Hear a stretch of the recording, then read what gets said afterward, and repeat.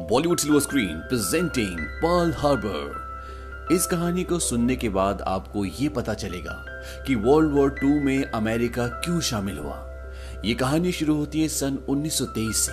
Tennessee में दो बच्चे रेफ और डैनी आपस में खेल रहे होते हैं। अपने खेल में ये प्रिटेंड करते हैं कि ये लोग वर्ल्ड वॉर 1 में जर्मन्स को मार रहे हैं और तभी वहां पर डैनी के पिता अपना प्लेन लेकर उतरते हैं और ये दोनों की दोनों उस प्लेन पर बैठ जाते हैं और तभी ये खेल खेल में उस प्लेन को स्टार्ट कर देते हैं और वो प्लेन चलना शुरू हो जाता है।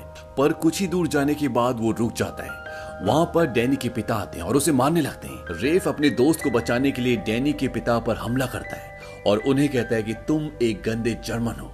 इस बात पे डैनी के पिता कहते हैं कि मैं जर्मन के खिलाफ वर्ल्ड वॉर 1 में लड़ा था और मैं नहीं चाहता कि फिर दोबारा ऐसा कभी हो, ऐसा मंजर किसी को देखने को मिले, क्योंकि वर्ल्ड वॉर 1 में लाखों लोगों की जान गई थी। और वो ये कहकर वहां से चले जाते हैं। डैनी रेफ को बोलता है कि तुम मेरे सबसे अच्छे दोस्त हो। धीरे धीरे वक्त बीतता है और वक्त आता है सन 1941 का। ये वो वक्त था जब वर्ल्ड वॉर 2 शुरू हो चुका था।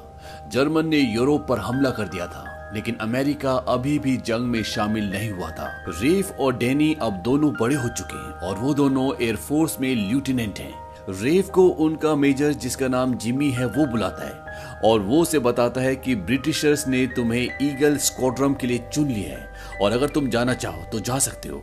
वो ये भी बोलता है कि मुझे अच्छे पायलट की जरूरत है क्योंकि मैं जानता हूँ आज नहीं तो कल हमें इस जंग में उतरना ही पड़ेगा और मुझे अच्छे पायलट्स की जरूरत होगी, इसीलिए मेरी ड्यूटी है कि मैं तुम्हें रोकूं। रेफ बोलता है कि सर अगर आप होते तो आप क्या करते। उसके मेजर बोलते कि मैं होता तो मैं जाता। और अब रेफ भी जाने की तैयारी करता है। दरअसल हिटलर ने यूरोप के ऊपर हमला करके उसे कमजोर कर दिया है और वो यूरोप पर लगातार हावी हो रहा होता है, इसीलिए ब्रिटिश अमेरिकन पायलट्स की मदद चाहते हैं। अब जब डैनी को पता चलता है कि रेफ ब्रिटेन के लिए लड़ने के लिए वॉर में जा रहा है तो उसे बहुत दुख होता है क्योंकि वो जानता है कि वॉर में जाना बहुत खतरनाक है। रेफ बोलता है कि मैं बहुत जल्दी 25 का हो जाऊंगा और उसके बाद ये मुझे फ्लाइट इंस्ट्रक्टर बना के रख देंगे और मैं एक फाइटर बनना चाहता हूँ, इसीलिए मुझे जाना होगा। और रेफ अब मेडिकल टेस्ट के लिए जाता है जो वॉर में जाने से पहले होता है। इसमें आई चेकअप और बहुत तरह के अलग अलग चेकअप होते हैं। रेफ को डिसलेक्सिया की प्रॉब्लम होती है जिसमें पढ़ने में तकलीफ होती है और जब वो अपने आई चेकअप के लिए जाता है तो वहां पर एक नर्स होती है जिसका नाम एवलिन होता है और वो समझ जाती है कि इसे पढ़ने में प्रॉब्लम है। वो बोलते हैं कि हमें 20/20 आई विजन की जरूरत है और तुम्हें मैं पास नहीं कर सकती। रेफ बोलता है कि मुझे सिर्फ पढ़ने में प्रॉब्लम है, मैं भागते हुए खरगोश पर भी निशाना लगा सकता हूँ। और उसका जुनून देखकर एवलिन उसे मेडिकल टेस्ट में पास कर देती है। रेफ को एवलिन से प्यार हो जाता है और उसे अपने प्यार का इजहार करता है और अब ये दोनों एक दूसरे से प्यार करते हैं। एवलिन रेफ को कहती है पता नहीं पर्ल हार्बर पे क्या होगा। रेफ एवलिन को बताता है कि मैं कल जंग पर जा रहा हूँ, मैं ब्रिटेन की तरफ से लड़ूंगा। इस बात से एवलिन शॉक्ड होती है क्योंकि उसे अभी तक नहीं पता था कि वो जंग पर जाने वाला है। एवलिन बोलती है कि वो तुम्हें जंग पर कैसे बुला सकते हैं। रेफ कहता है कि ये मेरा फैसला था, अगर मैं चाहता तो रुक भी सकता था, लेकिन मैं जाना चाहता हूँ। मेरी पूरी जिंदगी इसी पल के लिए इंतजार कर रही थी। मैं लड़ना चाहता हूँ, मैं एक फाइटर बनना चाहता हूँ। और रेफ जंग पर चला जाता है। वहीं अमेरिका के प्रेसिडेंट कहते हैं कि कब तक हम ये ढोंग करते रहेंगे कि वर्ल्ड वॉर 2 नहीं हो रहा। दरअसल वो चाहते हैं कि वो भी वर्ल्ड वॉर में हिस्सा लें, वो अपने पड़ोसी देशों की मदद करें, लेकिन उनकी बाकी की टीम इस बात से सहमत नहीं होती। वो कहते हैं कि दुश्मन टैंक बना रहा है, वो बम बना रहा है और हम यहाँ पर रेफ्रिजरेटर बना रहे हैं। हम चाहे कितनी भी कोशिश कर लें, हम वॉर को नहीं रोक सकते। वहीं दूसरी तरफ जापान अमेरिका से परेशान है क्योंकि उन्होंने उनकी तेल की सप्लाई रोक दी होती है और जापान को तेल की जरूरत है। जापान के पास सिर्फ इतना ही तेल है जो 18 महीने तक चल सकता है। जापान के नेता बोलते हैं कि हमें अमेरिका पे हमला करना होगा और ये हमला अचानक होगा। हम उनके पैसिफिक फ्लीट को पूरी तरह से उड़ा देंगे, उनका पर्ल हार्बर पूरी तरह से बर्बाद कर देंगे। वहीं अब रेफ जंग में अपना प्लेन उड़ाता है, वो कई दुश्मन के जहाजों को गिराता भी है और साथ ही साथ वो एवलिन को लेटर्स भी लिखता है। इन दोनों के बीच में बहुत प्यार है। रेफ उसे ये भी बताता है कि यहाँ पर हर कदम पर खतरा है। परसों जिन दो पायलट्स के साथ मैंने बियर पी थी, आज वो इस दुनिया में नहीं रहे। और रेफ के साथ भी ऐसे ही होता है। अगले दिन जब वो जंग में जाता है तो दुश्मन उसके प्लेन पर कई गोलियां मारते हैं और उसका प्लेन पानी में समंदर में कहीं खो जाता है और सब ये मान लेते हैं कि वो अब मर चुका है। और एवलिन को ये खबर देने के लिए रेफ का दोस्त डैनी जाता है, क्योंकि रेफ ने अपने दोस्त डैनी से जाने से पहले कहा था कि अगर मुझे कुछ हो जाए तो ये खबर तुम एवलिन को देना, ताकि उस पल में उसका दोस्त उसे संभाल ले। उसकी मौत की खबर सुनकर एवलिन पूरी तरह से टूट जाती है, लेकिन धीरे धीरे वक्त गुजरने के साथ यादें धुंधली पड़ना शुरू हो जाती है और एवलिन के दोस्त उसे बोलते हैं कि तुम्हें आगे बढ़ना होगा। साथ ही साथ रेफ का दोस्त डैनी एवलिन को पसंद करता है, वो उसकी जिंदगी में शामिल होना चाहता है और एवलिन को भी अपनी जिंदगी में आगे बढ़ना पड़ेगा। इसीलिए ये दोनों एक दूसरे के करीब आ जाते हैं और इन दोनों को एक दूसरे से प्यार हो जाता है। वहीं दूसरी तरफ जापान अब अमेरिका पर यानी कि पर्ल हार्बर पर अटैक करने की पूरी तैयारी कर रहा होता है। वो हर तरह से पर्ल हार्बर की इंफॉर्मेशन कलेक्ट कर लेता है, वो वहाँ के फोटोग्राफ्स लेता है और उन्हें पता होता है कि वहाँ पर कौन सा शिप कहाँ पर है, और साथ ही साथ वो रेडियो पे गलत मैसेज भेज रहा होता है ताकि अमेरिका को पूरी तरह से गुमराह किया जा सके।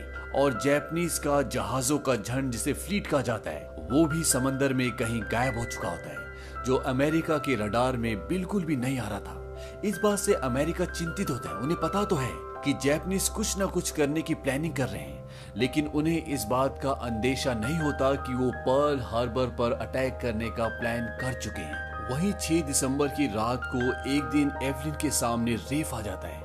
रेफ अभी भी जिंदा होता है और उसे देखकर एवलिन बहुत रोती है, बहुत इमोशनल हो जाती है।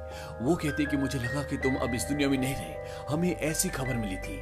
रेफ बोलता है कि हाँ, मेरा जहाज पानी में गिर गया था और मुझे फ्रेंच के मछुआरों की एक शिप ने बचाया।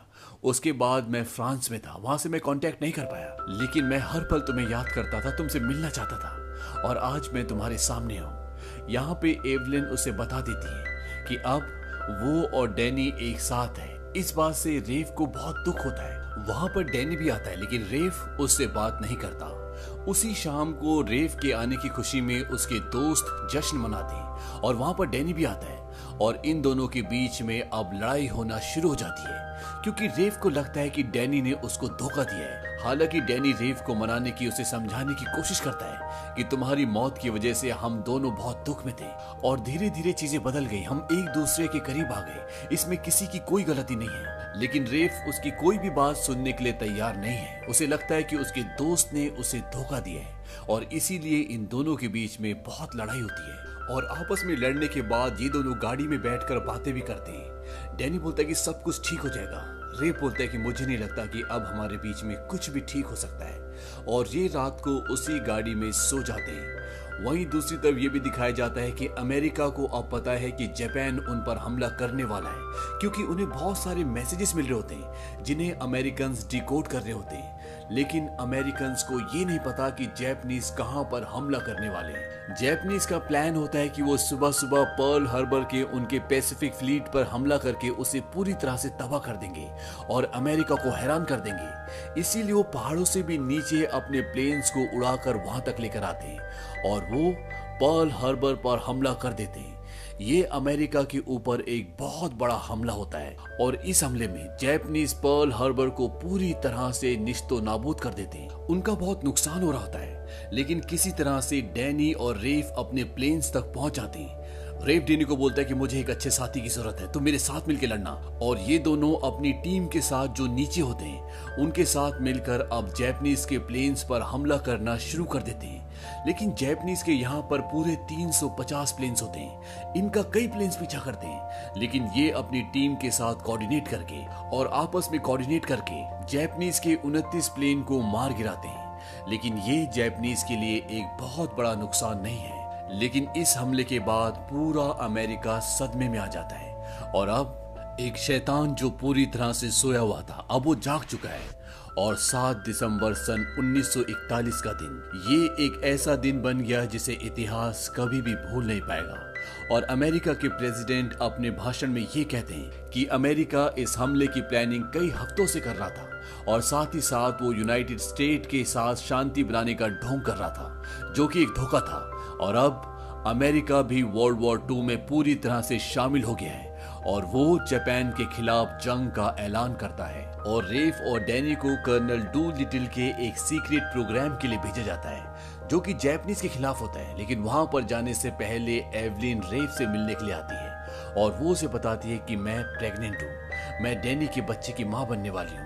वो उसे ये भी बताती कि मैं तुमसे बहुत प्यार करती हूँ, मैंने तुम्हारे साथ अपनी पूरी जिंदगी सोची थी, लेकिन सब कुछ बदल गया। हालांकि एवलिन ने ये बात अभी तक डैनी को नहीं बताई होती कि वो उसके बच्चे की माँ बनने वाली है, और रेफ भी अब पूरी सिचुएशन को समझ जाता है और वो एवलिन को और डैनी दोनों को माफ कर देता है। और वो डैनी से ये भी कहता है कि तुम इस जंग में मत जाओ, एवलिन पहले अपना एक बार प्यार खो चुकी है और मैं नहीं चाहता कि उसके साथ एक बार फिर दोबारा ऐसा हो, क्योंकि रेफ जानता है कि जिस मिशन पर उन्हें भेजा जा रहा है वहां से वापस जिंदा आना लगभग नामुमकिन है। डैनी बोलता है कि बचपन से तुमने मेरी रक्षा की, हमेशा मुझे प्रोटेक्ट किया है, लेकिन अब नहीं। और ये दोनों ये तय करते हैं कि ये उस मिशन पर जाएंगे। इनके साथ यहाँ पर और भी बहुत सारे पायलट होते हैं। दरअसल ये एक मिशन होता है जिसमें ये टोक्यो पर हमला करना चाहते हैं, जो जापान के बीचों बीच है, और ये मिशन बहुत मुश्किल है। इन्हें बताया जाता है कि नेवी हमें टोक्यो से 400 मील दूर तक पहुंचा देगी और इसके बाद हमें शिप से उड़ान भरनी पड़ेगी। इससे पहले कभी भी इन बॉम्बर्स ने, इन प्लेन्स ने आर्मी के शिप के ऊपर से उड़ान नहीं भरी होती,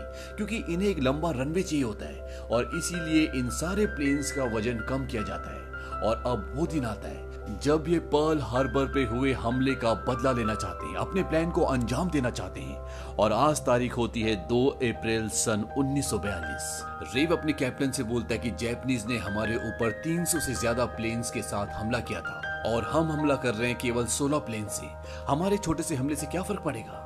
उनका कैप्टन बोलता है कि उन्होंने हमारे ऊपर हथौड़े से हमला किया था, लेकिन अगर हम इस हमले में अपनी प्लानिंग में कामयाब हो गए तो ये सिर्फ एक कांटे की तरह है जो सीधा उनके दिल पर चुभेगी। एक बात हमेशा याद रखना, जीत सिर्फ उनकी होती है जिन्हें जीत का यकीन होता है, और हम पूरे अमेरिका को अपनी जीत का यकीन दिलवाएंगे। और 18 अप्रैल 1922 को इन्हें अब जापान पे हमला करना है, लेकिन जिस जगह से इन्हें उड़ान भरनी होती है उससे पहले इनके शिप के आसपास जापानीज शिप आ जाते हैं, और अगर ये यहाँ से उड़ान भरते हैं तो ये जापान के ऊपर हमला करके चाइना तक नहीं पहुंच सकते। दरअसल इनका प्लान ये होता है कि जापान के ऊपर हमला करके ये चाइना पर लैंड कर जाएंगे, लेकिन अगर ये यहाँ से टेक ऑफ करते हैं तो चाइना तक पहुंचने से पहले इनके प्लेन्स का फ्यूल खत्म हो जाएगा। लेकिन इनके पास अब कोई ऑप्शन नहीं होता, इन्हें वहां से टेक ऑफ करना होता है। और ये 16 के 16 प्लेन्स वहां से टेक ऑफ करके जापान पहुंच जाते हैं और जापान के टोक्यो शहर पर ये बमबारी करना शुरू कर देते हैं, जैसा कि इनका प्लान होता है, और ये अपने प्लान में कामयाब होते हैं। लेकिन अब चाइना तक पहुंचना इनके लिए लगभग नामुमकिन है, और समंदर के ऊपर से इनके प्लेन्स उड़ना शुरू हो जाते हैं, और साथ ही साथ इनके प्लेन्स का फ्यूल भी खत्म होना शुरू हो जाता है। लेकिन तभी इन्हें जमीन दिख जाती है और बड़ी मुश्किल से ये सब वहां पर लैंड करते हैं। लेकिन डैनी और रेफ का प्लेन वहां पर क्रैश होता है, और क्रैश होने के बाद भी इन्हें वहां पर जापानीज सिपाहियों का सामना करना पड़ता है, और वो डैनी को पकड़ लेते हैं, डैनी को ले जा रहे होते हैं, और इन सब के बीच में अब गन फायर शुरू हो जाती है। हालांकि ये सारे जापानीज को मार देते हैं, लेकिन इस फायरिंग में डैनी बहुत बुरी तरह घायल हो जाता है, और रेफ उसे बताता है कि एवलिन उसके बच्चे की मां बनने वाली है। इस बात से डैनी को खुशी भी होती है, लेकिन वो जानता है कि वो अब नहीं बच सकता। वो रेफ की गोद में अपनी जिंदगी की आखिरी सांसें ले रहा है, और वो बोलता है कि वो बच्चा अब तुम्हारा है। और डैनी इसके बाद शहीद हो जाता है। इस मिशन से पहले अमेरिका कभी भी जीतना नहीं जानता था, और अब अमेरिकन्स के अंदर एक जुनून, एक जज्बा आ गया है, जीत का जज्बा। और चाइनीज सरकार की मदद से अब जितने भी बचे हुए पायलट्स होते हैं ये सब के सब अपने देश अमेरिका पहुंच जाते हैं। और अमेरिका पहुंचने के बाद जब एवलिन को डैनी की मौत के बारे में पता चलता है तो उसे बहुत दुख होता है, लेकिन बहुत सारी चीजें जिंदगी में ऐसी होती हैं जिसे इंसान कंट्रोल नहीं कर सकता। मौत भी उनमें से एक ऐसी चीज है। इन सभी पायलट्स को बहुत सम्मान दिया जाता है, क्योंकि इन्होंने अपने देश अमेरिका के लिए वो किया होता है जो शायद आज से पहले कभी किसी ने नहीं किया। और अंत में रेव और एवलिन दोनों शादी कर लेते हैं, और इनका बच्चा भी होता है जो कि डैनी का बच्चा है, और उसका नाम भी वो डैनी रखते हैं। और रेव डैनी को उसी प्लेन में अपने साथ हवा में ले जाता है जिसे बचपन में रेव और डैनी ने एक बार गलती से चला दिया था। और इस तरह से इनकी कहानी, इनकी जिंदगी अब आगे बढ़ती है। जापान ने जो लड़ाई 7 दिसंबर सन 1941 को पर्ल हार्बर पे अटैक करके शुरू की थी, वो लड़ाई खत्म हुई सन 1945 को। 6 अगस्त सन 1945 को अमेरिका ने हिरोशिमा पर एटम बम फेंका, और 9 अगस्त सन 1945 को नागासाकी में इस पूरे हमले में 3.5 लाख लोगों से ज्यादा की जान गई और इसके बाद जापान ने अमेरिका के आगे घुटने टेक दिए। तो ये थी पूरी कहानी पर्ल हार्बर की। ये फिल्म सन 2001 में रिलीज हुई थी और IMDb पर इसकी रेटिंग है 6.2। इस फिल्म का बजट था $140 मिलियन और बॉक्स ऑफिस पर इसने कमाई की थी $450 मिलियन की। उम्मीद करते हैं कि ये कहानी आपको पसंद आई होगी।